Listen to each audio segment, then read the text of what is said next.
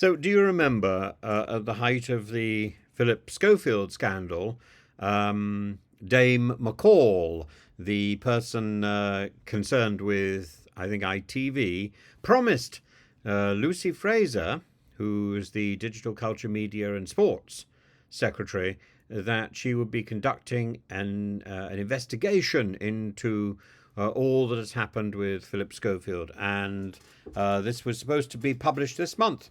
No, it's not going to happen now. It's not going to happen. It's been delayed until later next year. Are we surprised? Are we surprised at all? No. You see, the problem is the organizations which seem to control our media, to regulate our media, to safeguard us. Do you like this new sort of cupboard stand which I've got in the background over there? It's appeared today. It doesn't work. All this media oversight doesn't work, does it? Really?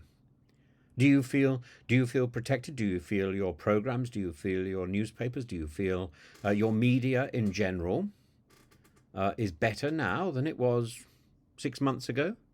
No, it seems to be in a sort of helter-skelter of chaotic descent. And Phillip Schofield was just the beginning, just the soupçon, the first thing, the smell, the whiff of champagne, which frothed up with Huw Edwards in his underwear, and then Dan Wootton, and now Russell Brand. And is there any one of those that's worse than any other? You know, there's a bit of me which thinks really they're not. They're all sort of interchangeable.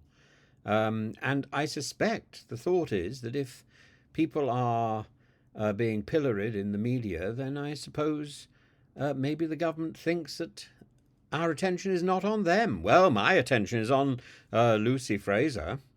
Absolutely. What does she do?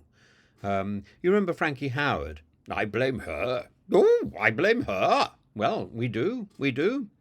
And I'm afraid the government cabinet, the drinks cabinet, is already unhinged. Maybe the doors are now falling off. Maybe all those bottles, all that spirit which is in the drinks cabinet is tumbling out uncontrollably. And we're supposed to be distracted by Phillip Schofield and Dan Wootton and Huw Edwards and Russell Brand.